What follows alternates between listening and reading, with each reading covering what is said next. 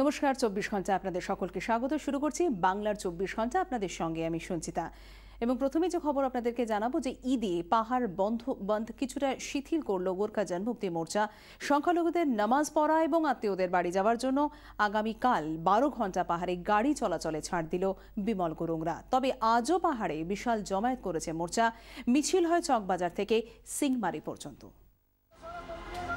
খুশির ঈদে ছাড়, সংখ্যালঘুদের জন্য অনির্দিষ্টকালের বন্ধ কিছুটা শিথিল করল মোর্চা।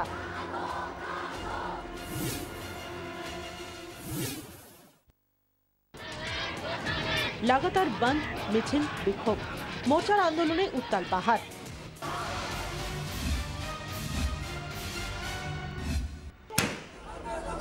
এরই মধ্যে ঈদ, পাহাড়ি মুসলিমদের জন্য মোর্চার তোফা। সোমবার ১২ ঘন্টার জন্য বন্ধ শিথিল। ওই দিন সংখ্যালঘু মানুষরা তাদের আত্মীয় স্বজনদের বাড়ি যাওয়ার জন্য তারা পরিবহন ব্যবহার করতে পারবেন, তারা গাড়ি ব্যবহার করতে পারবেন। गाड़ी से उसको आना है, वो आ नहीं सकता यहाँ नमाज पढ़ने के लिए, तो उसके लिए छूट दिया है पार्टी। हाँ, इससे खुश है हम। সোমবার সকাল ৬টা থেকে সন্ধে ৬টা পর্যন্ত বন্ধ শিথিল। সংখ্যালঘুদের নামাজ পড়া ও আত্মীয় স্বজনের বাড়ি যাওয়ার জন্য গাড়ি ব্যবহারের উপরও দেওয়া হলো ছাড়। উৎসবের জন্য পাহাড়ে কোনো কর্মসূচিও রাখছে না মোর্চা। দোকানপাট, অফিস কাছারি অন্যান্য দিনের মতোই বন্ধ থাকবে।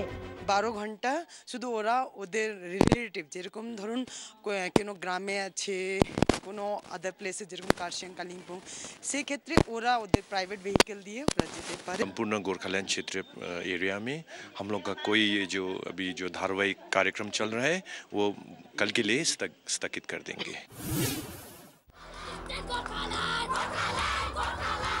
তবে গোর্খাল্যান্ডের দাবিতে গণতান্ত্রিক পথে আন্দোলনের ধার বাড়াচ্ছে মোর্চা। রবিবারও পাহাড় পথে দখলমূলক মোর্চা কর্মী সমর্থকদের বিশাল মিছিল। চকবাজার থেকে সিংমারি পার্টি অফিস পর্যন্ত মিছিল করে মোর্চা সমর্থকরা। ১৭ জুন সিঙ্গামারির যে সংঘর্ষের ঘটনা ঘটেছিল, সেই সংঘর্ষের পর থেকে সিঙ্গামারির এই যে দলীয় কার্যালয় পড়ছে সেটা কার্যত বন্ধ ছিল। আজকে সেই অফিস খুলল, চকবাজার থেকে বিশাল মিছিল করে মোর্চা সমর্থকরা এলেন এবং এই মুহূর্তে তারা সেই অফিস খুলে ঢুকলেন। সিংমারির জমায়েত থেকেই পরবর্তী কর্মসূচি ঘোষণা করল মোর্চা। মঙ্গলবার চকবাজারে জিটিএর চুক্তির প্রতিলিপি পোড়াবেন কর্মী সমর্থকরা। मंगलवार के दिन हम लोग अपने ऊपर ट्यूब लाइट का जो ट्यूब लाइट से लोग मारेंगे और बहाते बहाते स्टेशन से बाजार तक आएंगे और बंगाल सरकार को ये दिखाएंगे कि जो गोरखा दूसरे के बॉर्डर के लिए अपना खून बहाते हैं वो अपने जगह के लिए भी खून बहाते हैं। মিছিল জমায়েত চলছে, তবে প্রশাসনের সঙ্গে কোনো সংঘাতে যাননি মোর্চা কর্মীরা। সতর্ক ছিল প্রশাসনও। মিছিলে করা নজরদারি থাকলেও বাধা দেয়নি পুলিশ, সেনা। ক্যামেরায় বাপনের সঙ্গে সিজার, ২৪ ঘন্টার দার্জিলিং। অনির্দিষ্টকালের বন্ধ দোকানপাট, ভাড়ারি টান, চরম সমস্যার মধ্যে পাহাড়বাসী। শান্তির দাবিতে চার্চে চার্চে বিশেষ প্রার্থনার আয়োজন করেছিলেন খ্রিস্টান ধর্মাবলম্বীরা।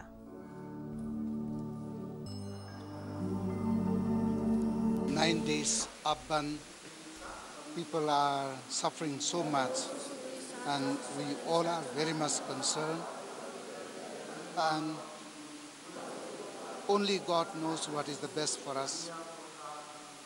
Therefore, I felt personally that we need to pray hard. So from today onwards, I have sent the message all over our diocese. Our diocese includes Sikkim also.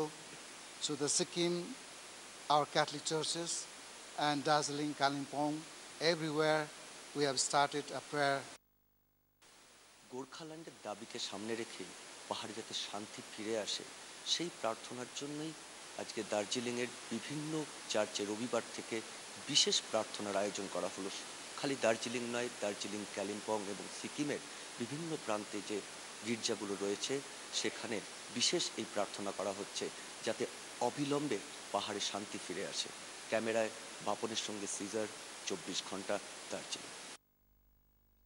শান্তির মিছিলে আচমকায় ধুন্ধুমার কাণ্ড বাঁধল শিলিগুড়িতে। বাংলা ভাঙা যাবে না এবং জয় বাংলা লেখা প্ল্যাকার্ড নিয়ে একটি অরাজনৈতিক মিছিল শুরু হয় সকালে।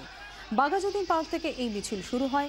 এয়ারভিউ মোড়ে মিছিল শেষ হওয়ার কথা ছিল, কিন্তু পরে ওই মিছিলে আরও অনেক মানুষ যোগ দেন।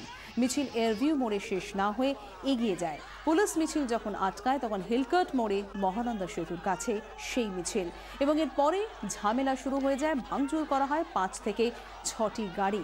পরে বিশাল পুলিশ বাহিনী গিয়ে গোটা পরিস্থিতি আয়ত্তে নিয়ে আসে।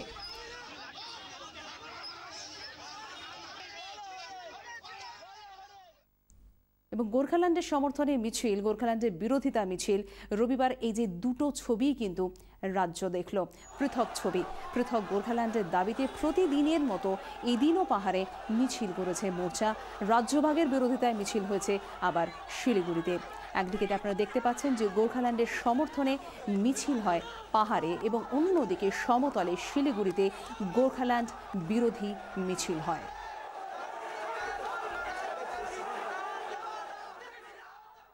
পশ্চিমবঙ্গের খাগড়াগড়ের পর অসমের ধুবুরি জেএমবির আর এক জঙ্গি মডিউলের খোঁজ মিলল। ভারত বাংলাদেশ খোলা সীমান্তে চলছে প্রশিক্ষণ, আর সেই এক্সক্লুসিভ ফুটেজ 24 ঘন্টার হাতে। জঙ্গি সক্রিয়তার খবর স্বীকার করে নিচ্ছে পুলিশও।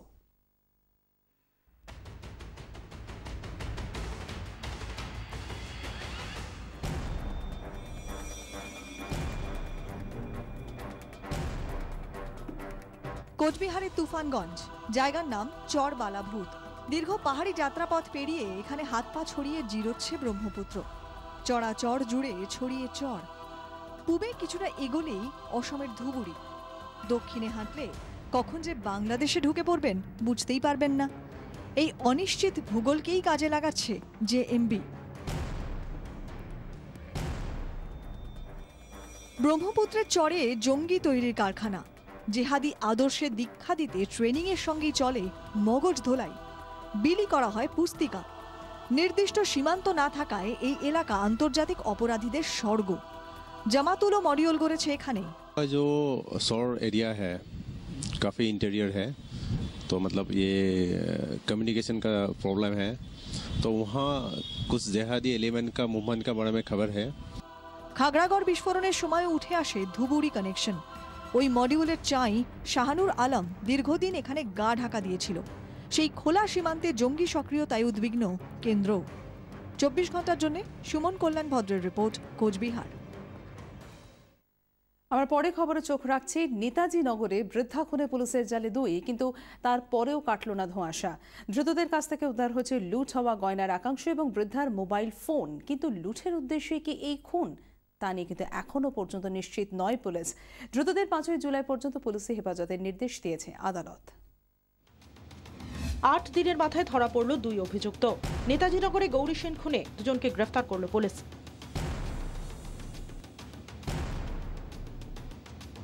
17 জুন নেতাজিনগরে নিজের বাড়িতে জাজিম মোড়া অবস্থায় মেলে গৌরী সেনের দেহ।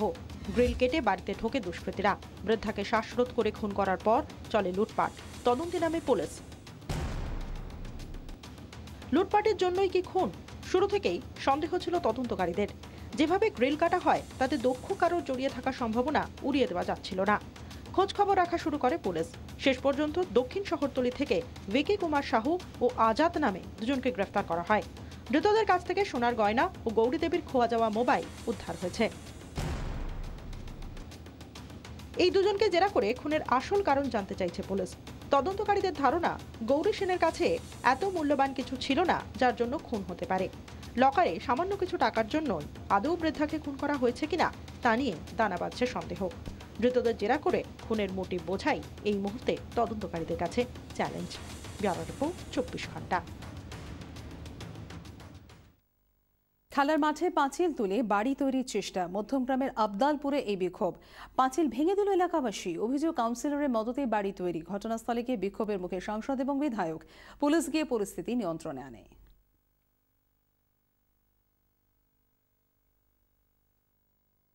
ভুয়ো ফেসবুক প্রোফাইল তৈরি করে অশ্লীল ছবি এবং ভিডিও পোস্টের অভিযোগ। হাবড়া থেকে ধরা পড়ল অভিযুক্ত যুবক। সিআইডি সাইবার শাখা অভিযান চালিয়ে অভিযুক্ত মুস্তাকিন হোসেন নামে ওই যুবককে গ্রেফতার করে। শাসন থানায় এক কিশোরীর দায়ের করা অভিযোগের ভিত্তিতে তদন্তে নামে সিআইডি। অভিযুক্তকে শাসন থানা তদন্তকারী অফিসারের হাতে তুলে দেওয়া হয়েছে।